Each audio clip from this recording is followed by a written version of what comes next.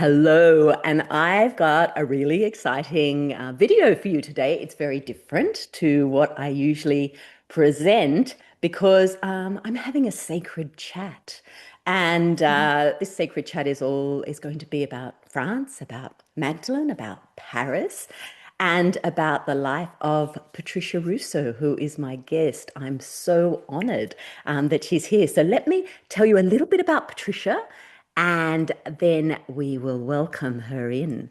Patricia's a poet, pilgrim, artist, and devotee of beauty who's always been in love with the sacred, especially the sacred hidden in plain sight. She's an American living in Paris who sees Paris as a living temple where the seen and unseen meet. Before she made Paris her home, she traveled the world as a luxury travel writer and content creator, visiting some of the holiest places on earth. But the sacred didn't shout, it revealed itself in stillness. Oh, don't you want to know more? I'm not going to say this next piece in the third person because Patricia has expressed it so beautifully in the first person. I came searching, yes, but more often the sacred found me. It met me when I was quiet enough to notice. It guided me not with answers, but with presence, with signs, with silence, with awe. And over time, I learned the sacred isn't something you chase, it's something you receive.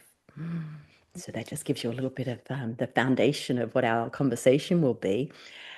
In a practical sense, for the past 5 years, Patricia has guided intimate pilgrimages to the sacred sites of Mary Magdalene in the south of France, especially Sainte Baume.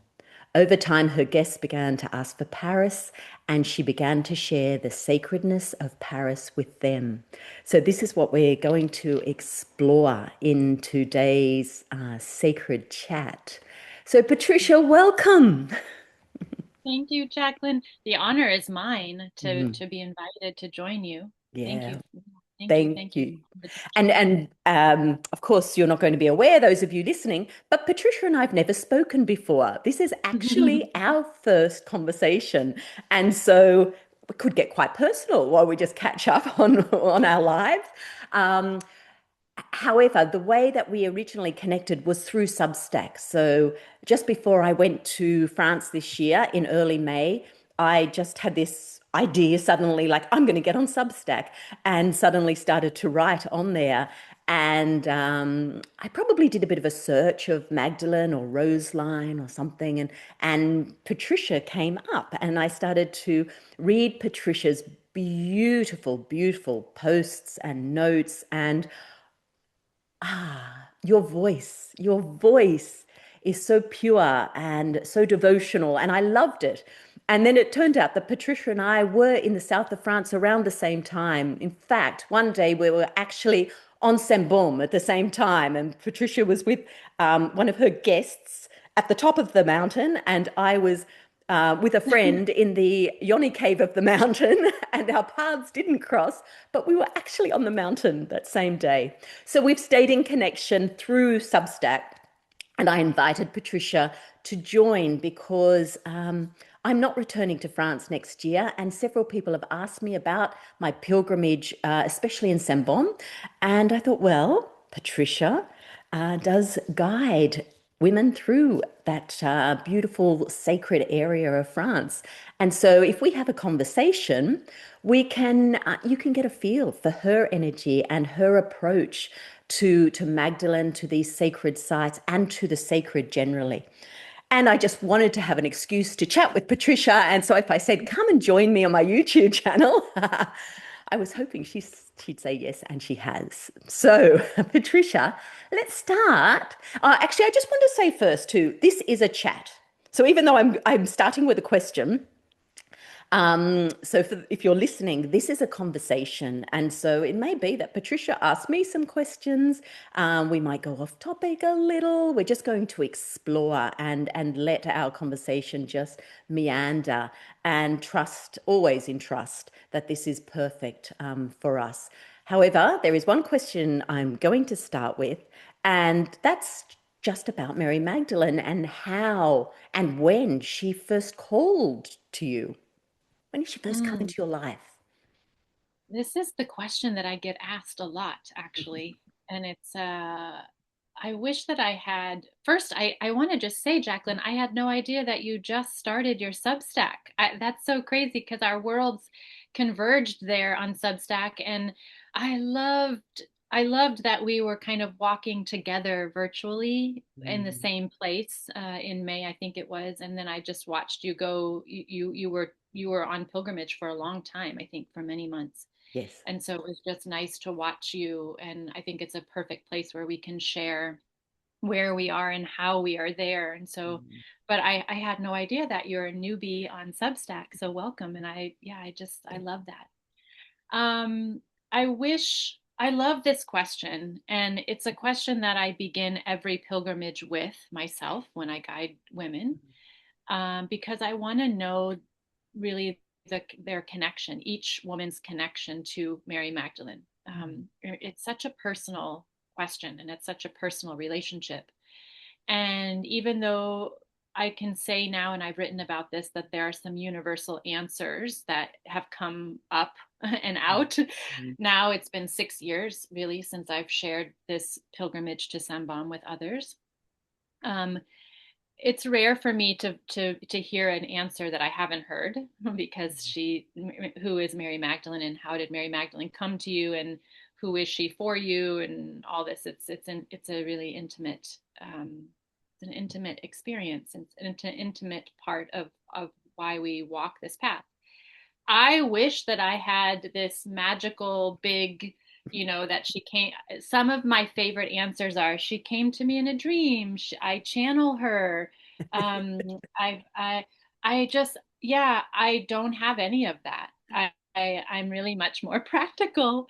I'm a theologian. mm, And so really I first should back up and say I'm baptized Episcopalian. So I grew up in a family with parents who were religious, but we went to church, for the major holidays. I didn't go, but I am baptized Episcopalian, mhm, and that happened later in life because my mother wanted to baptize us, and so I knew what was happening. And but before that, I have always been in this lifetime a woman who is really connected to spirit. When I was a little girl, I had altars, for example, and I spoke to God, the Father, mm, because I had a really tough childhood. And it was the Father that I didn't have here on earth. It was the Father that was the all loving, mhm, all mm, accepting Father. And so there was some of that happening early on. So just to as a little bit of context, I have been in this experience in this life from the beginning, this very devotional little girl. And then, add on to that bhakti yoga, which I now teach. That's the spiritual yoga. So mm, I added that layer. And then the newest layer, I would say, in the last decade of my life, certainly because my 40s, I spent traveling in my own eat, love, pray journey, was adding this layer of studying faiths. And it really just grew out of a curiosity. In my work, the work that I did before Sacred Paris really was guiding women of all faiths. And I have, many, maybe a handful of Muslim women, for example, who have shared so much generously about their faith. And I've been to Jerusalem a couple times and just been really called to the faith, to that faith. Um, to the Jewish faith, many friends that are Jewish. And so just a real honest curiosity about faiths brought me to be really studying theology. mm, And and all of that kind of framing the fact that Paris has always called me. And so just land in Paris where there's a lot of history here. And I don't know what it was, but something drew me to probably being here in France. Something drew me to the story of Mary Magdalene. And I think it was someone mentioning Sainte Baume to me. This was before Megan Watterson's book. This mm, was, when I first moved here, and it's been almost 10 years. Um, and so Sainte Baume kind of came onto my map, my personal map, without knowing anything about it. And Mary Magdalene wasn't really, I don't have a similar church story or like learning who she was or wasn't growing up, or, Mm.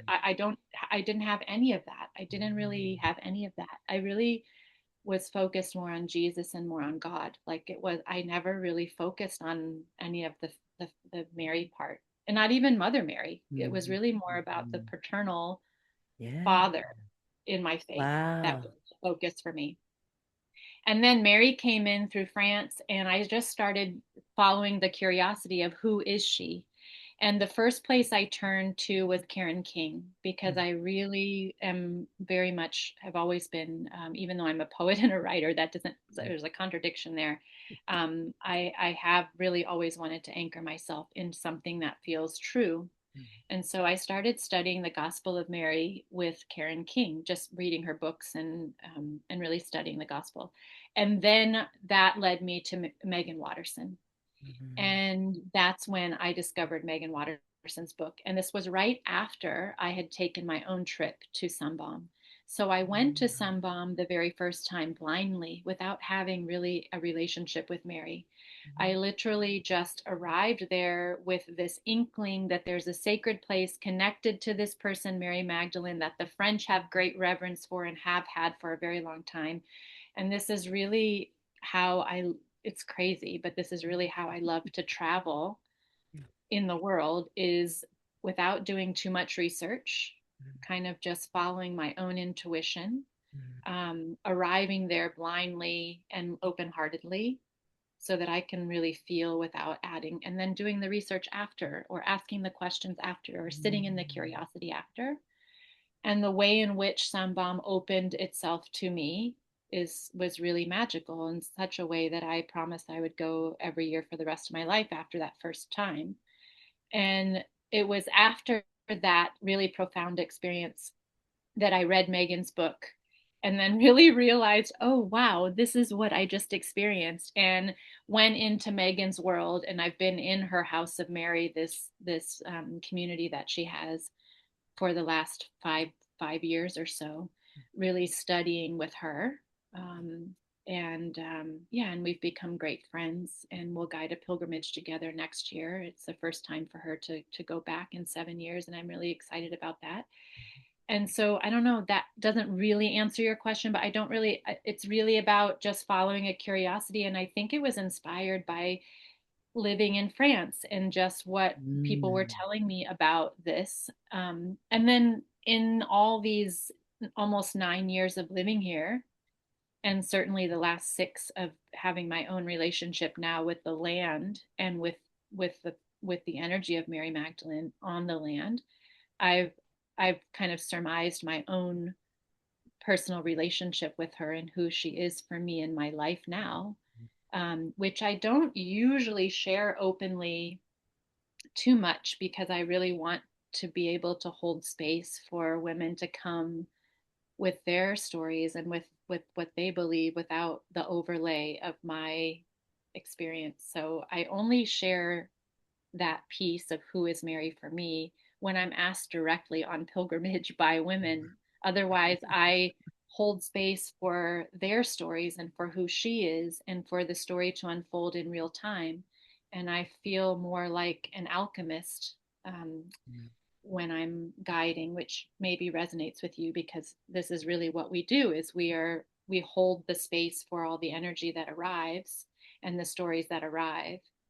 And it's my really strong feeling that it's important as a guide to, like, not be the center of the story, to really walk beside women and guide them to the threshold, I call it, to the door, and then to invite them to step in to receive the story that's there for them. Mm. um, because Mm. each woman has a story that is for them when they arrive. And it's my job to walk beside them and to create the safety, that as much as I can, for them to really be feeling supported in the ways in which I can do that, to, yeah, to be there as openly as possible to receive. So yeah, Mhm. there's a lot in that, I know, but yeah, she's, for me, Mary is she's the student at the feet of her teacher. Mm. She's the devotee. And it's all, we're always projecting, right? Like, this is why I love asking this question, because we learn so much about each other. And Mary Magdalene is the most beautiful mirror, um, for us to see each other in, because we can, so all of us, there's the full spectrum of the feminine in Mary Magdalene, so we can find ourselves in her. And for me, my heart aches at how devoted she was to her teacher, and how she never left him, and how she wanted more and more and more, and the depth of her faith. And yeah, just that's what resonates with me. Mm. And I love to, yeah, I love to study what he taught her, what he imparted, his wisdom that he left embodied in her, is my Mm. belief. And I love that we have that roadmap now through Mm. her teachings. Mm. And I don't really need to know much more than that. I love to be curious about that. Were they married? Did they have children? What happened after? Did she really live in a cave? Like, these are the great stories I love to be curious about. And I Yeah. love to sit at the dinner table and talk about the possibilities of. And I also love to hold space for women who feel so in their conviction about these parts of the story. I love that. Yeah, I love that. And I was thinking as you were talking just about my relationship and what Magdalene means to me, but it's evolving. It It evolves. is. And I even noticed, and this was something I was interested in discussing with you too, is each time, so the first time I went to Sainte Baume was in 2007, and in the time, and then there was a gap there for quite a few years where I didn't go, but each time the way that I meet that mountain and the way that I meet the frequency of Magdalene within that mountain, around that mountain, is so different. And I was contemplating it today, thinking, oh, I'm interested to ask this of you. Each time you go, how, have you noticed that there's an evolution? And I was thinking about it. So in 2007, I was much more off with the fairies. I really was quite disembodied at that time. And the first group I took was in 2008. And so I was very much about the Magdalene out there. Like, it was really, that was just very much the energy that I was bringing through or was channeling, whatever it was.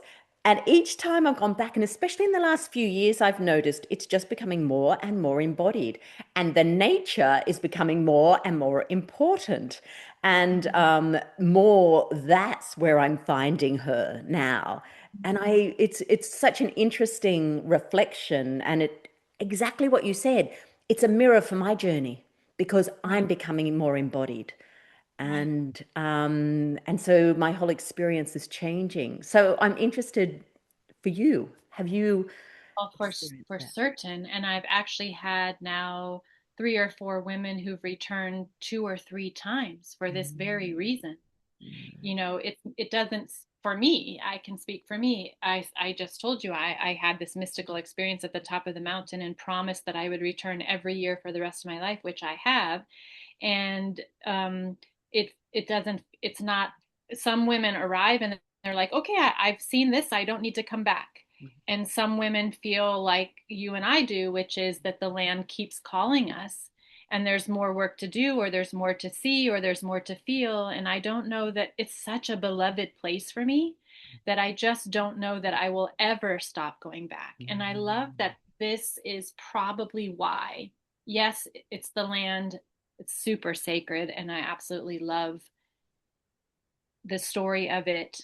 And I love the feeling of it, and I love it with my whole heart. And also, perhaps the other thing that calls me is to feel myself there in that moment, in the new moment. And that's really the crux of pilgrimage. This is really, if we distill it down, um, really and I love that Phil Cousineau, who's like just this art of pilgrimage is so much a part of my ethos, and I really look to him for this because he's just so beautifully said all of these things about the elements of pilgrimage and the importance of pilgrimage. But I think that's what it is. We're using pilgrimage so much in the collective right now, but really the idea of pilgrimage is an ancient one. And there is some, to use this word again, some alchemy to the idea of pilgrimage. It's not just getting your backpack on and going on a journey. There's something really alchemical about pilgrimage, and it has to do with exactly what you just said. It's who is the person at any given moment who's taking themselves out of their daily life and putting themselves on a path, a very specific path, often a sacred one, going to a certain journey. And then there are the elements of that. We leave the home, we start the journey, we set an intention, we're on our way, we're climbing the mountain, whether it's figuratively or literally. We get to the top of the mountain, and it's all of that. And of course, it has a lot to do with who we are in that moment. The first time that I climbed that mountain, I was in big grief because I just lost my sister. Um, I lost my favorite sister on Friday. It will be 6 years actually. And so my heart was aching for her, and I just was in a lot of grief. And I think this is often, one of the things that calls women in particular to pilgrimage, and women in particular to pilgrimage to into the heart of Mary Magdalene, for example. It's grief, it's loss, it's like confusion, like we don't know what we're here to do. It's like, there's like we're seeking.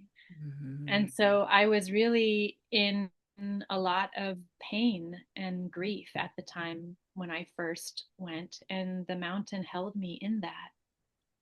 And that was 6 years ago. And every year that I've gone, and I went alone that year actually, so that was also really profound. When we go on pilgrimage alone versus when we go as a guide, it's a profound difference. And I always go to Sainte Baume when I'm guiding a few days early so that I can drop in on my own and have. And I witnessed you do that. It was so beautiful because you arrived, I think, a week early, Yeah. Jacqueline. Yeah. I watched you arrive early because we were arriving at this, or kind of there at the same Yeah. time. And also because we're guides, we kind of know how things go. And Yes. so I just watched you deliciously have the place to yourself, which is the first part. It's like I want to have my own receiving first before I put all that aside to hold space for others. And that first trip was just for me. It was all for me, and it was very beautifully received. And then I felt called as women witnessed me and asked me, "Oh, can you take me? Can you take me?" Organically, it just kept growing into something bigger. And and I'm going to reflect on that and maybe write about this too, Jacqueline, because this is a beautiful question. Who am I, the woman today arriving in a couple weeks? Like who am I? Um, and it's beautiful when you have 6 years of arriving to like really look at and ask yourself, who am I? Yeah, who am I today?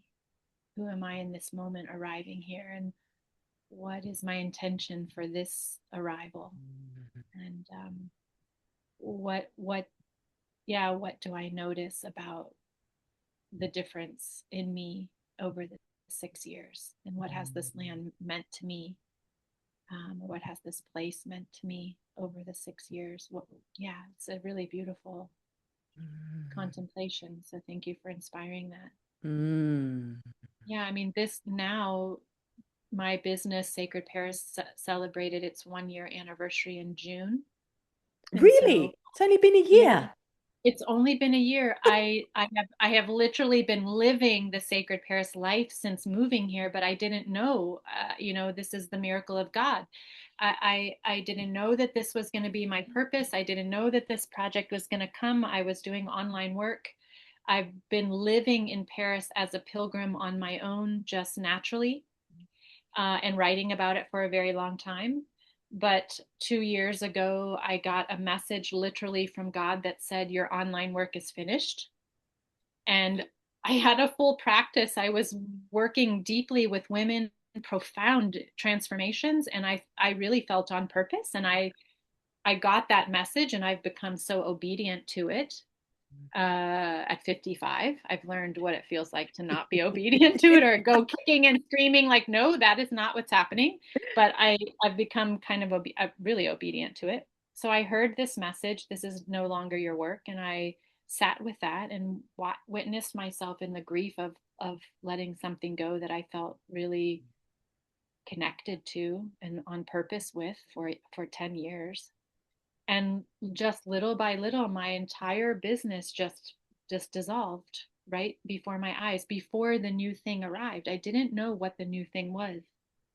And then it just dropped in. It's Sacred Paris. You're the steward of this work. It's not yours.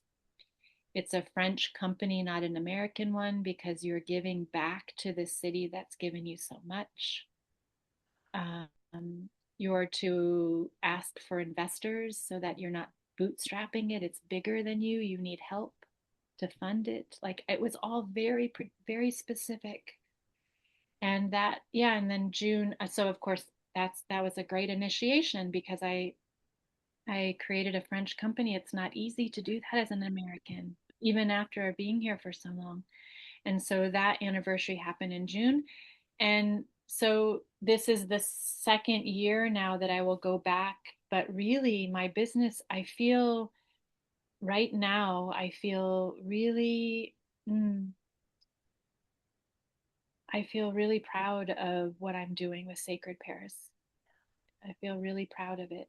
And so I will be arriving in Sainte Baume from this is the newest place that I just feel really proud of how I'm here and what I'm offering and what I'm sharing.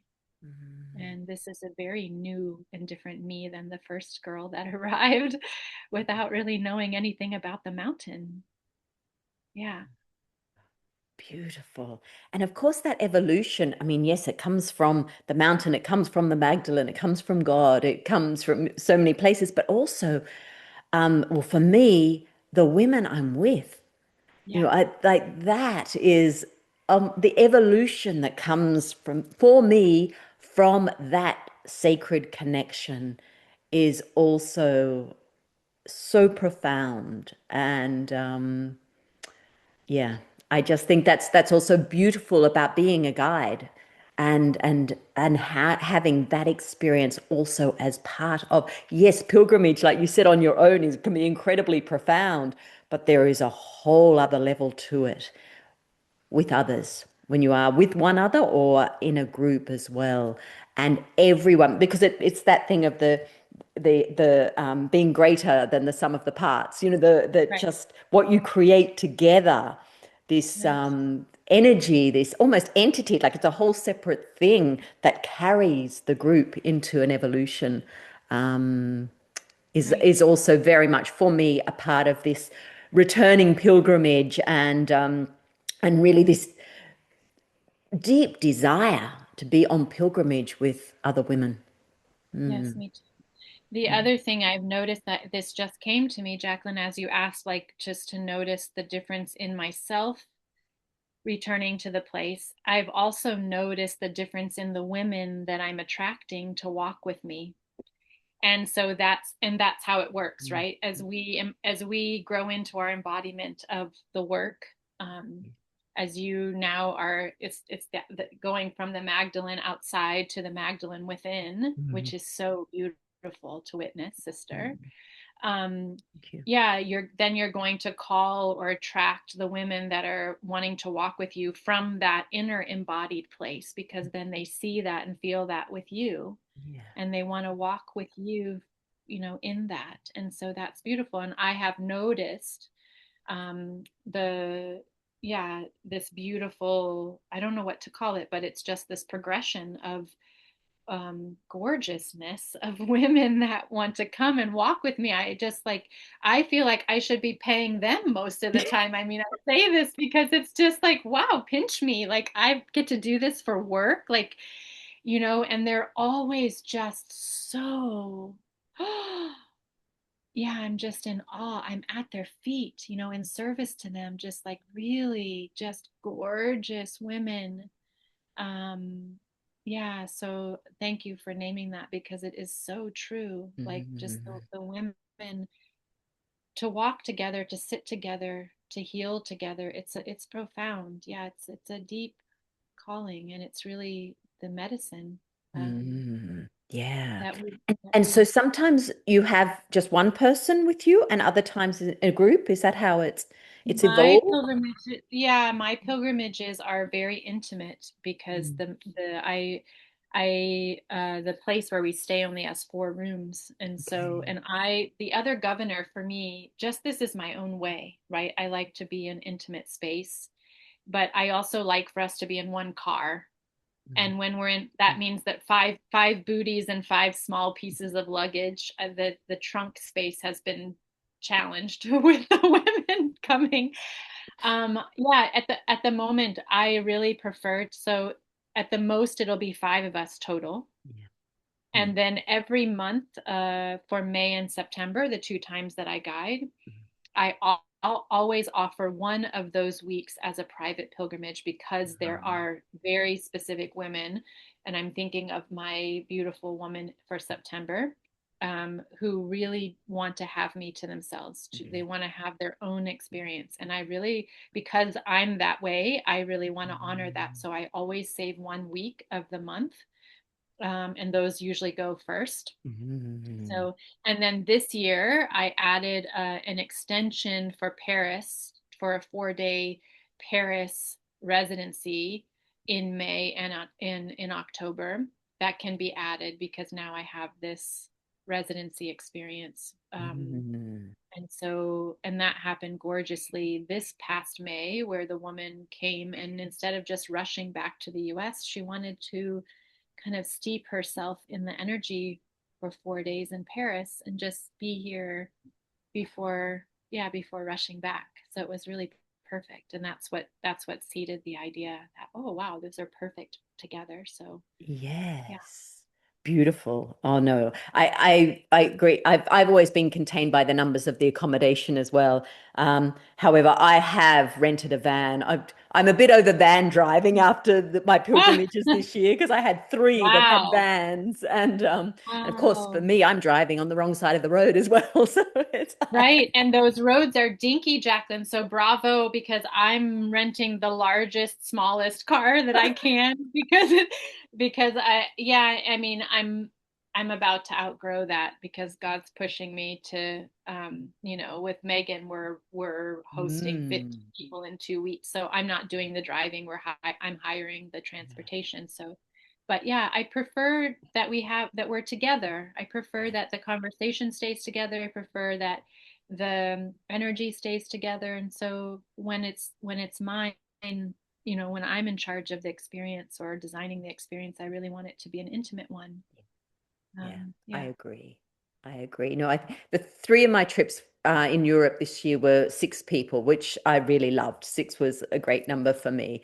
Glastonbury was 8, but that was a little different. It was a different style, but I love it as well. I did one last year to Delphi, and there were 12, and that was just that little bit Mm-hmm. too big. It was beautiful, but it was also I found there were more separate groups when that happened.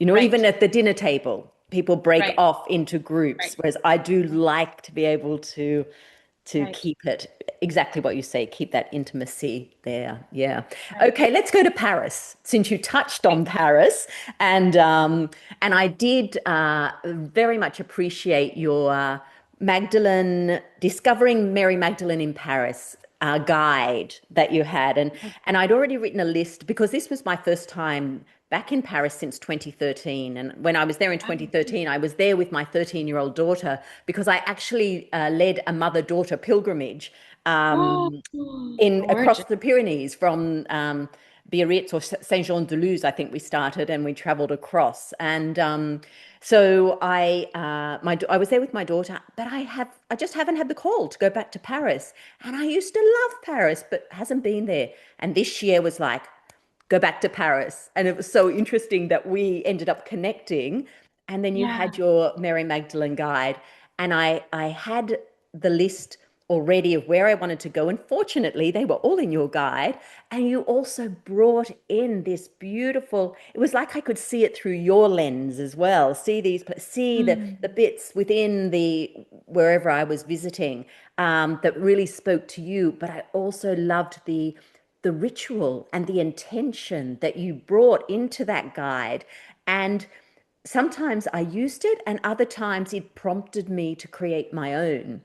And Perfect. like that was so beautiful. And I still can't believe that you've created all those things and you've done that in a year. Like I'm just, but Yeah.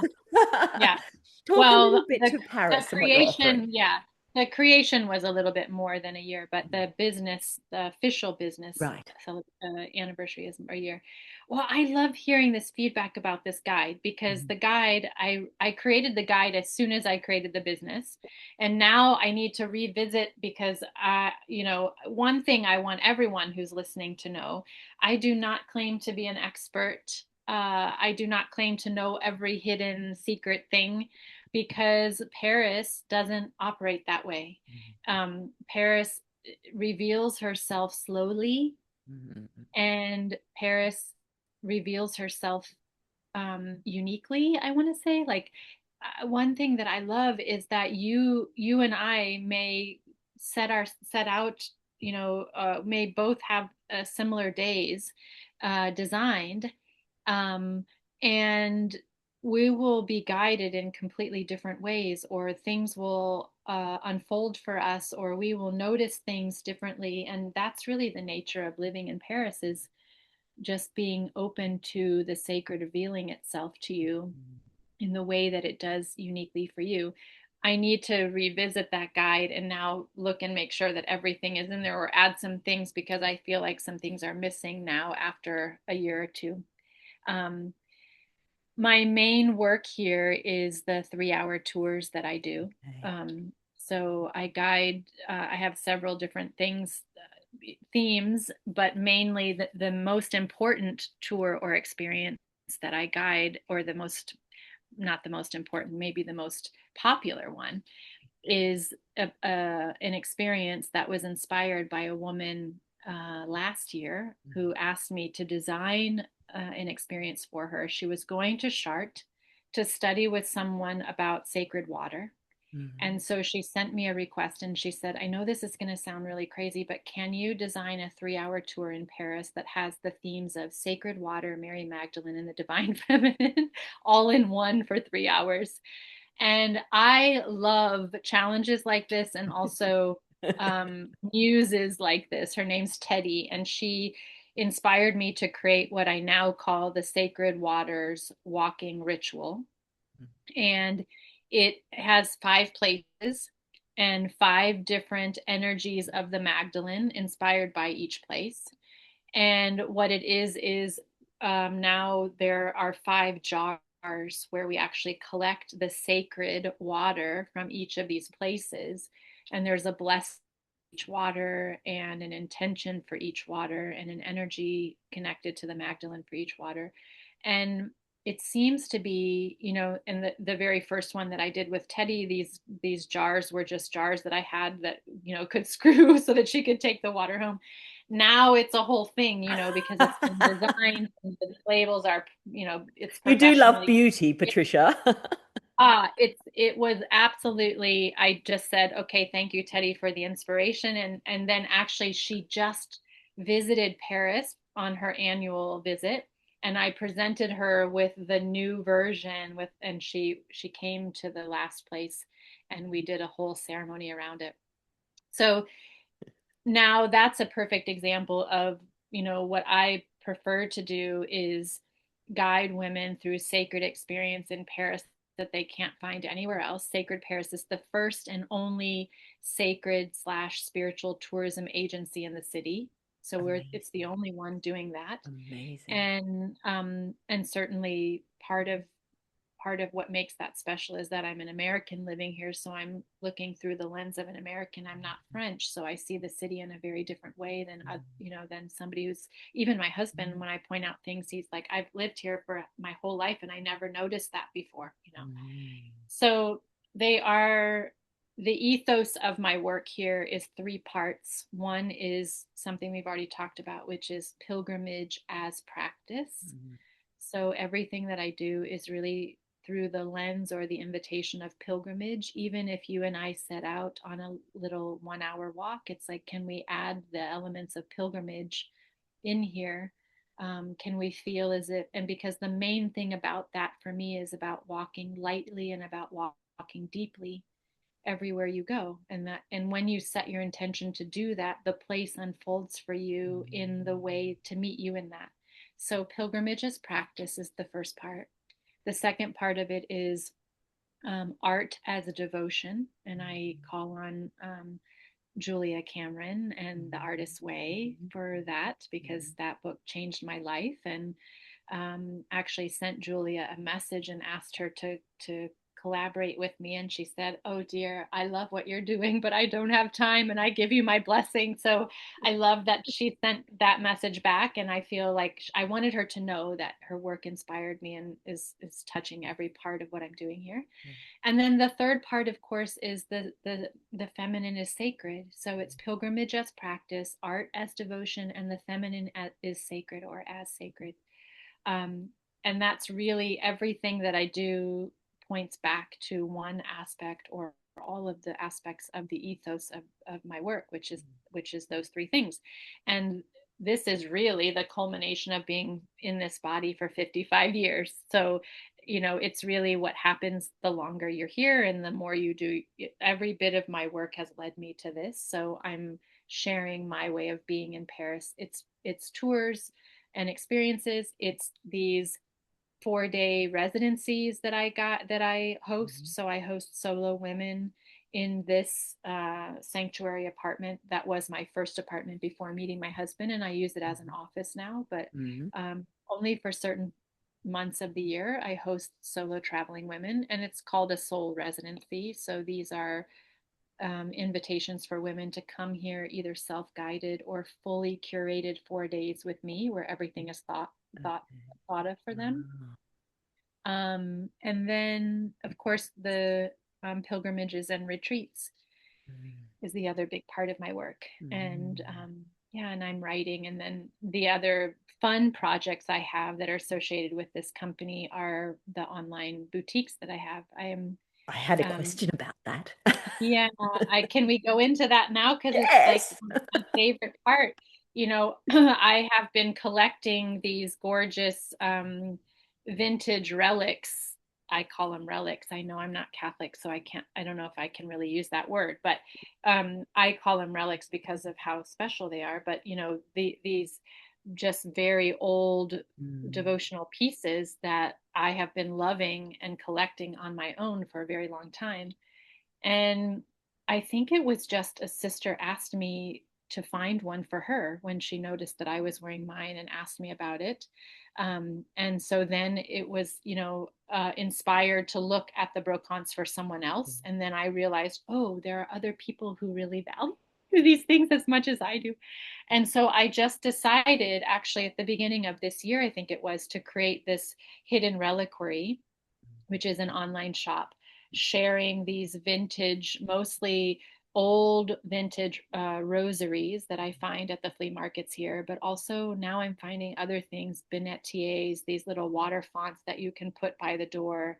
Um, just so many gorgeous things. And so that has become an offshoot of what I'm doing. And I just love sending these things all around the world to women who just squeal when they open the packages. And I and I squeal just, when I see the photos. oh, I mean, I just every time, and now it's just it's an absolute occupational hazard, Jacqueline, because I can't help myself. Like I would just do this full time if I could, because Oh yeah, just the things are so beautiful. I wrote about this for example, Oh, yes.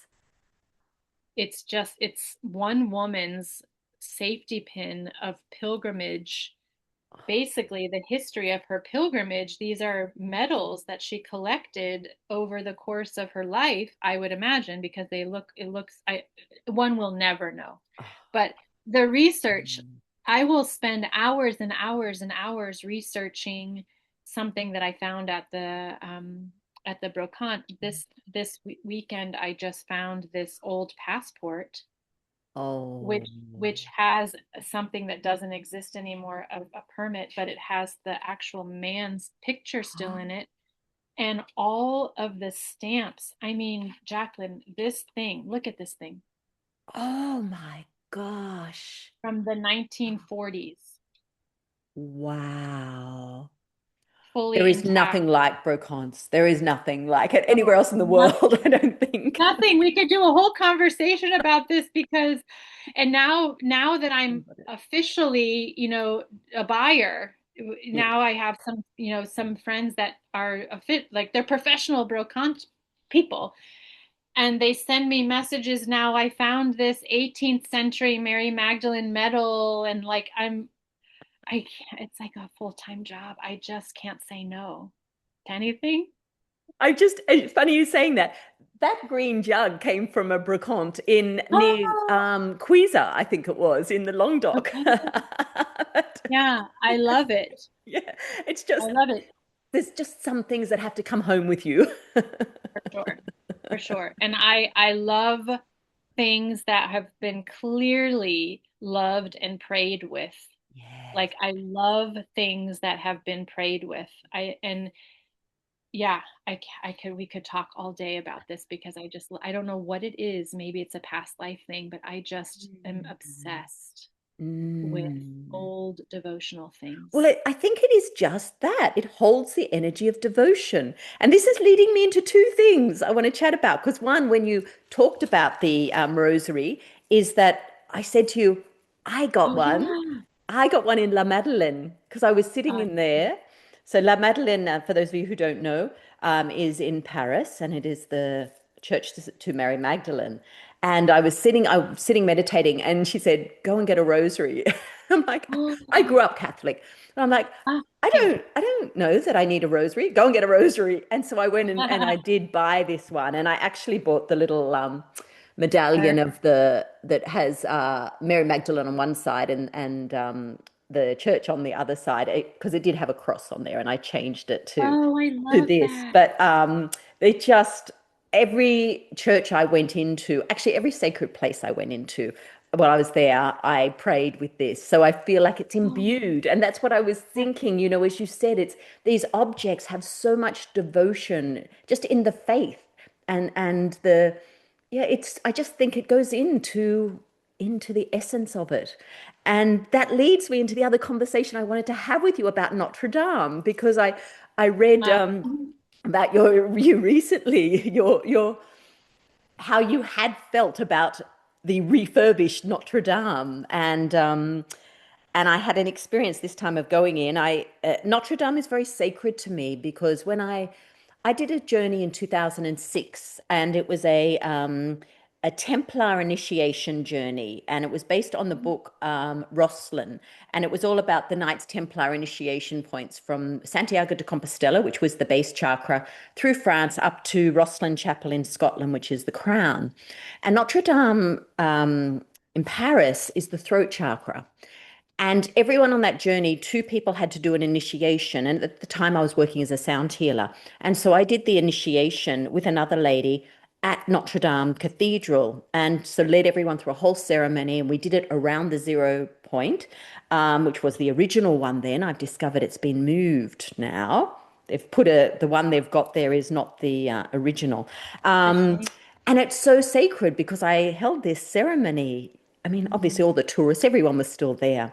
And I went back this time, and I've been there a few times since, and I haven't been there, obviously, since 2013. And I just walked in, and it felt like it was different. It just felt so different. And my eyes were almost like just the gleam of everything. It was almost blinding me because it's all so clean.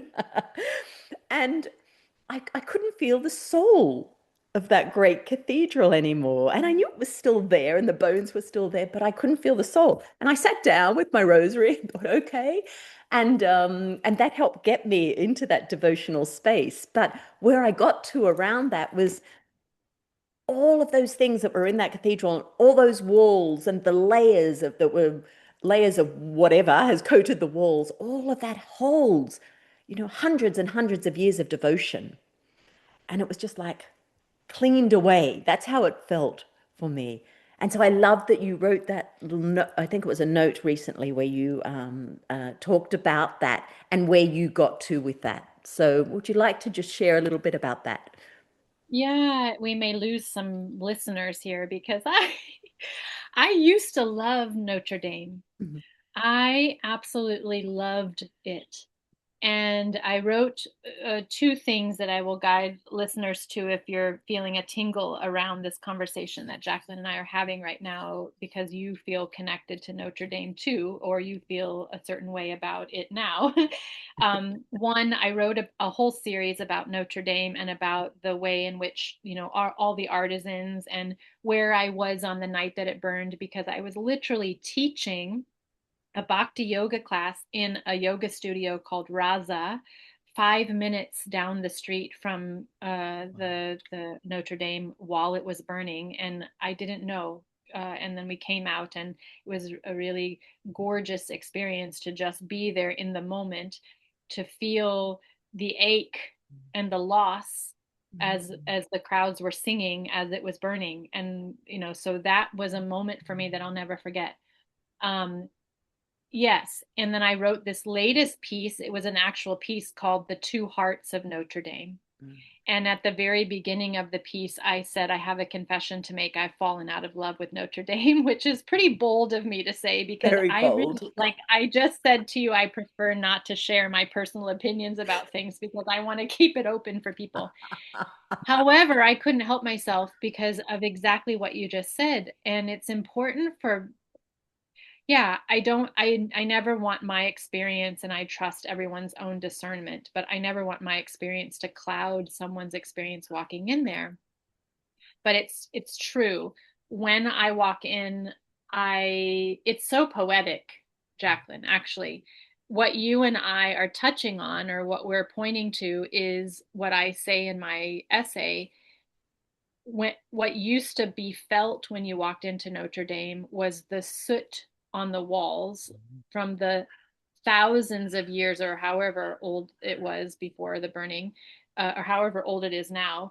The soot on the walls from the candle lighting, from all the people praying in there, the worn chairs, the yeah, just like the old patina of things. That it's the same reason why I love these devotional relics, because I can actually feel that they were touched by a human hand and a human heart, in a certain way. And when you walked into Notre Dame, of all places, before it burned, it was a really dark and very, very, very sacred place.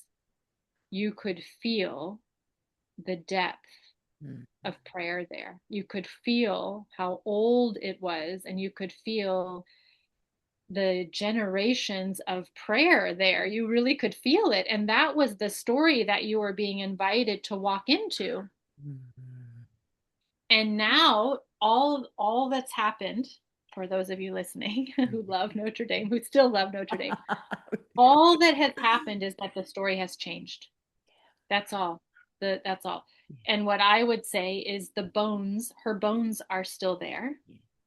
It's just that the story inside of her has changed. Mm. She's newer. It's new. Yeah. Yeah. So she has been wiped clean. She's been made anew. And it's a different story. And what I would say from my lens of theologian, hopeless romantic, lover of Paris, poet, writer, is that the story that you're walking into now is clearly, in my opinion, the church's story. It's the church's story on a clean canvas Mm. that now the people that are praying there, I hope people continue to pray there through the church's story, right? Like that's the invitation. Can't Will you still light candles? Will you still kneel there? Will you still sit there and pray? Will you still go there often? Will you leave your worries there? Will you pray for miracles there? Will that continue to happen? Because when they opened the doors and said, okay, here is your new Notre Dame, fresh and new and clean and gorgeous and very Art Deco, if you ask me. Here it is, paint on it, pray in it. And I hope that I live to see the day where I feel a similar story Mm. as I did with the old Notre Dame. But really, it's just, and that's that I just fell out of love with her because the story is one that I prefer not, I prefer to feel the people's story, not the church's story. Yes, yes, that is And that's beautiful. true no matter if I go into Saint-Germain-l'Auxerrois or the Mm. Saint-Sulpice or the Saint Paul, where I go every Mm. week. And maybe you can fault me for that. I'm appreciating her bones, Yeah, but I'm sitting in the heart of her, yeah.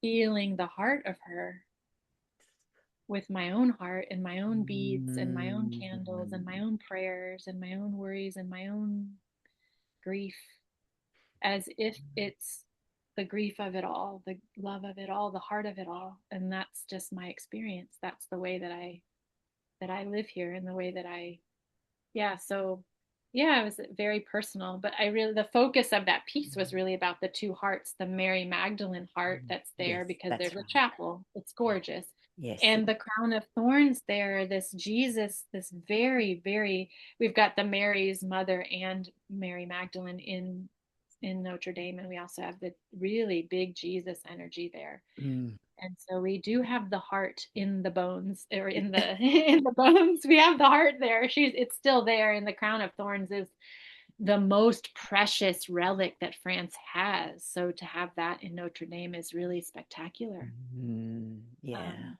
Yes. yeah. So thank you for Beautiful. asking me about that because it's a symbolic of a lot of who I am and Yeah. how I walk. Mm. Beautiful.